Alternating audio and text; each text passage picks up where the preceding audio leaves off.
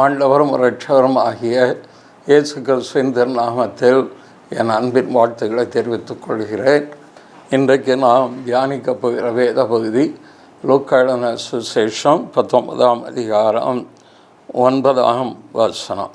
லூக்கா 19:9. இயேசு அவனை நோக்கி, இன்றைக்கு இந்த வீட்டுக்கு ரட்சிப்பு வந்தது.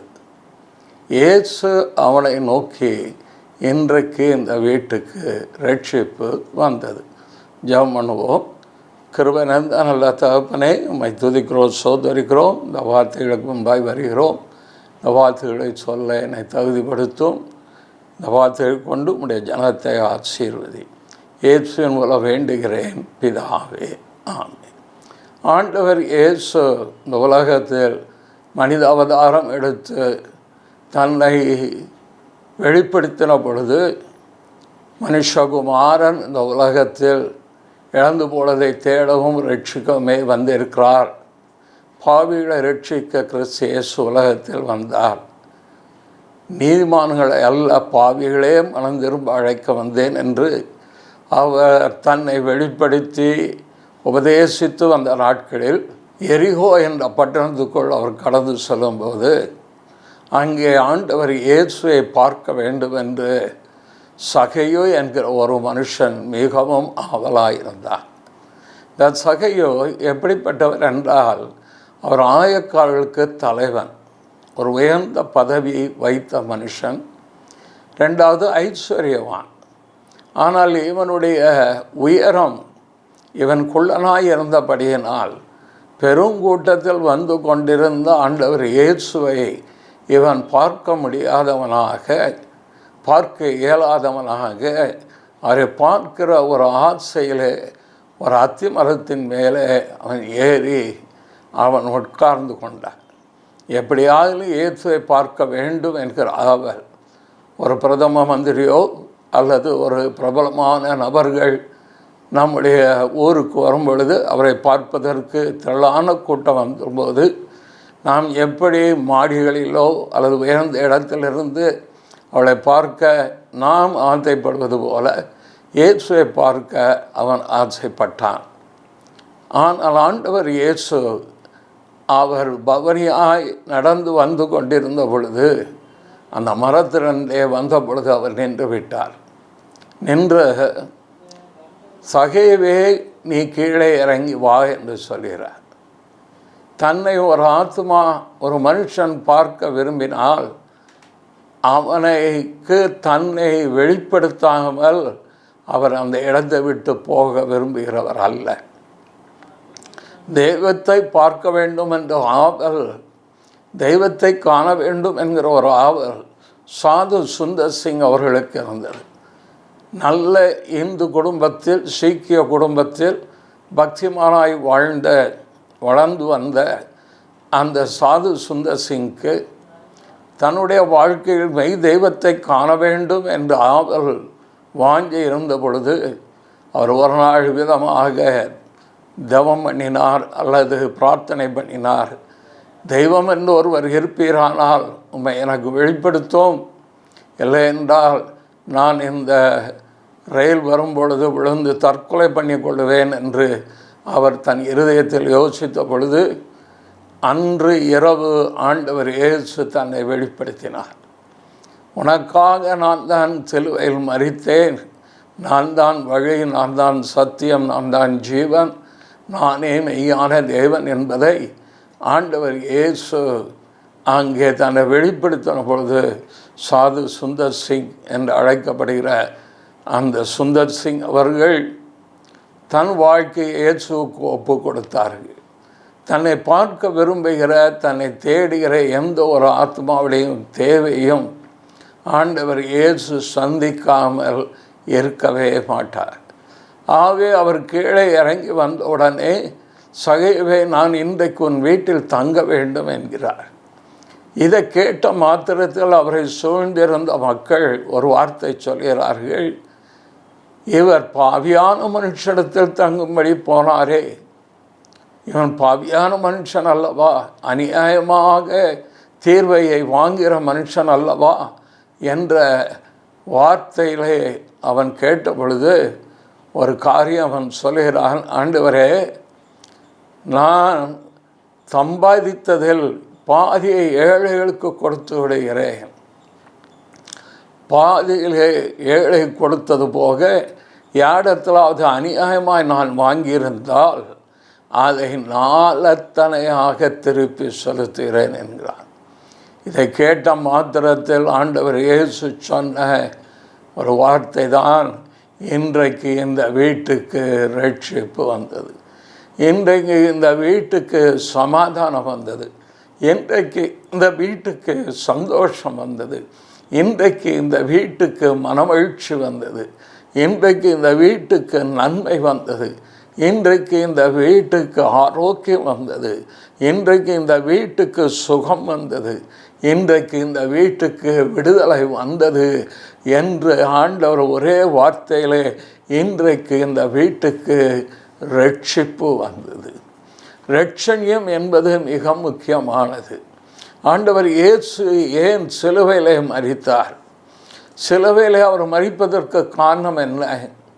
உலகத்தின் பாவத்தை சுமந்து தீர்க்கிற தேவ ஆட்டுக்குட்டி என்று அழைக்கப்பட்ட தேவகுமாரன் அவர் மனுஷகுமாரனாக இருந்தபடினாலே அவர் முற்றிலும் தன்னை பிதாவின் சித்தத்துக்கு ஒப்பு கொடுத்தவராக உலகத்தில் இருக்கிற மனிதர்கள் எல்லாரும் ரட்சிக்கப்பட வேண்டும். ரட்சிக்கப்பட வேண்டும் என்றால் பாவ மன்னிப்பை அடைய வேண்டும், பாவத்திலிருந்து விடுதலை பெற வேண்டும் என்பதற்கு தன் ஜீவனையே அவர் சிலுவையிலே கிருபாதார பலியாக கொடுத்தார். அவர் கன்னியின் வயிற்றில் பிறந்தவர். அவர் பொந்திய பிலாத்தின் காலத்தில் பாடுபட்டவர். சிலுவையிலே அவர் மரித்து அடக்கம் பண்ணப்பட்டு 3ஆம் நாள் உயிர்த்தெழுந்தவர். இன்றைக்கு பிதாவின் சமூகத்திலே நமக்காய் பரிந்து பேசுகிற மகா பிரதான ஆச்சாரியராக அவர் இருக்கிறார். யார் ஒருவர் இயேசு கிறிஸ்து என் பாவத்திற்காக மரித்தார் என்று விசுவாசிக்கிறார்களோ, அவரை தன் இரட்சகராக ஏற்றுக்கொள்கிறார்களோ, மனம் திரும்புகிறார்களோ, அவருடைய வாழ்க்கையிலே இரட்சண்யம் வந்து சூழ்ந்து கொள்ளும். உடைய வாழ்க்கையிலே தேவ கிருபை சூழ்ந்து கொள்ளும். உடைய வாழ்க்கையை தேவ சமாதானம் சூழ்ந்து கொள்ளும். உடைய வாழ்க்கையை தேவ நன்மை வந்து சூழ்ந்து கொள்ளும். உடைய வாழ்க்கையிலே தெய்வீக ஆசீர்வாதங்கள், கிறிஸ்துவுக்குள்ளான ஆசீர்வாதங்கள் அவருடைய வாழ்க்கையை சூழ்ந்து கொள்ளும். அருமையானவர்களே, இன்றைக்கு ஒருவேளை நீங்கள் உங்களுடைய வாழ்க்கையில் பாவத்தோடு சமாதானம் இல்லாமல், சந்தோஷம் இல்லாமல், பாவத்திற்கு அடிமையாக இருப்பீர்களானால் ஒரு நல்ல செய்தி உங்களுக்கு சொல்லுகிறேன். ஆண்டவராய் இயேசு கிறிஸ்து உங்களுக்காக சிலுவையிலே அவர் மரித்து உயிர்த்தெழுந்திருக்கிறார். இன்றைக்கும் ஜீவனோடு கூட இருக்கிறார். நீங்கள் அவரிடத்தில் உங்கள் பாவங்களை அறிக்கை செய்தால், ஆகவே தான் அவர் சொன்னார், நானே வழியும் சத்தியமும் ஜீவனுமாக இருக்கிறேன். ஏனென்றால் பாவத்தை மன்னிக்கிற அதிகாரம் படைத்தவர், பாவத்திலிருந்து விடுதலையாக்க அதிகாரம் உடையவர் இயேசு கிறிஸ்து மாத்திரமே.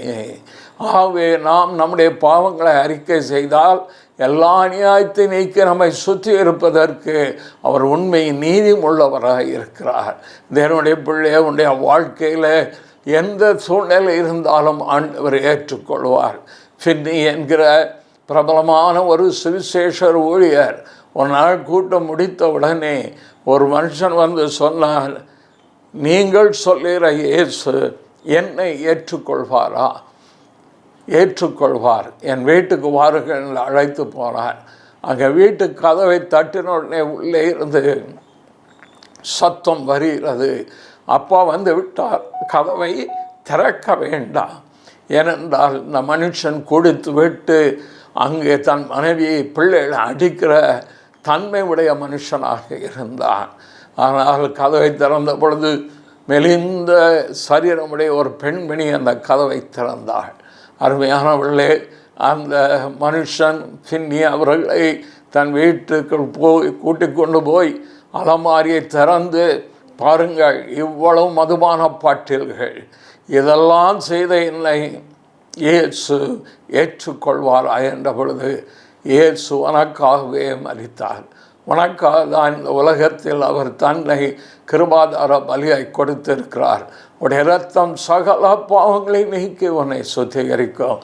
அவை இன்றே நீ ஆண்டவருக்கு உன் வாழ்க்கை ஒப்பு கொடுத்தால் இயேசு உன்னை ரட்சிக்க, விடுவிக்க, குணமாக்க அவர் வல்லவராயிருக்கா என்று சொன்ன பொழுது அவன் உடனே தன் வாழ்க்கையை இயேசுக்கு ஒப்பு கொடுத்தான். ஆம் அருமையானவர்களே, நான் ஏன் இதை சொல்கிறேன் என்றால், எப்பேற்பட்ட பாவியாக இருந்தாலும், எப்பேற்பட்ட துன்மார்க்க வாழ்க்கை வாழ்ந்தவனாக இருந்தாலும் ஆண்டவர் இயேசு சொன்னார், என்னிடத்தில் வருகிறவனை நான் புறம்பே தள்ளுவது இல்லை. எல்லாரையும் ஏற்றுக்கொள்கிற அன்பின் தெய்வம் இயேசு. அவர் இந்த உலகத்திற்கு வந்ததே பாவிகளை ரட்சிக்கத்தான் ஆண்டவர் இந்த உலகத்தில் வந்தார். அவர் நம்மை தேடி வந்தார். இந்த உலகத்தில் இருக்கிற எத்தனையோ செல்வங்களை பார்க்கலும் மேலானது தேவன் அருளுகிற ரட்சண்யம், ரட்சிப்பு, விடுதலை, மனம் திரும்புதலால் உண்டாகும் தெய்வீக ஆசீர்வாதங்கள், தெய்வீக சுகங்கள்.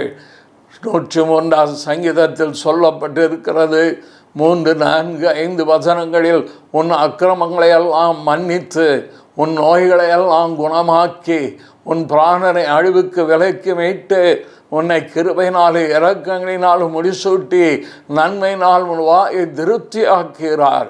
கழுக்கு சமானமாய் உன் வயது திரும்ப வாழ வயது போல ஆகிறது. தேவனுடைய பிள்ளையே, இதுவே இரட்சணிய நாள், இதுவே அனுக்கிரக காலம். தனக்கு கொடுக்கப்பட்ட வாய்ப்பை சகை நன்றாக பயன்படுத்தி கொண்டார். என்னுடைய செல்வம் முழுவதை நான் கொடுத்துவிட நான் ஆயத்தம், ஆனால் இயேசுவை நான் இழந்துவிட ஆயத்தம் இல்லை. என் இயேசு என் வீட்டிற்கு வர வேண்டும், இயேசு என் வீட்டிலே தங்க வேண்டும், இயேசு என் வீட்டிலே இருந்து உபதேசிக்க வேண்டும், இயேசு என் வீட்டிலே இளைப்பாற வேண்டும் என்று அவன் தன்னுடைய முழுமையையும் கொடுப்பதற்கு ஆயத்தமாக இருந்த பொழுது, அவன் மட்டுமல்ல, அவன் வீடு என்றால் கட்டடமல்ல, குடும்பம் முழுவதுமே கிறிஸ்துவுக்குள்ளான தெய்வீக ஆசீர்வாதமுள்ள குடும்பமாக மாறிவிட்டது. நீங்கள் ஒருவர் இயேசுவை ஏற்றுக்கொள்வீர்களானால் உங்கள் முழு குடும்பத்தையும் ரட்சிக்க தேவன் உண்மை உள்ளவராக இருக்கிறார். இயேசு கிறிஸ்துவை விசுவாசி, அப்பொழுது நீயும் உன் வீட்டாரும் ரட்சிக்கப்படுவீர்கள். ரட்சிப்பு இலவசம், அதை நீங்கள் பெற்றுக்கொள்ள இதுவே தருணம். ஆண்டவர் இயேசுக்கு நீங்கள் யாராக இருந்தாலும் ஒப்பு கொடுங்கள், அவர் ஆசீர்வதிப்பார், ரட்சிப்பார். ஜெபம் பண்ணுவோம். நல்ல பிதாவே, இந்த நல்ல வேலைக்காய் துதிக்கிறோம். செய்தி கேட்ட ஒவ்வொருவரும் மேலும் உடைய ஆவியானுடைய அனுகிரகம் வரட்டும், ரட்சித்தரலும். இயேசுவின் மூலம் வேண்டுகிறேன் பிதாவே. ஆமேன், ஆமேன்.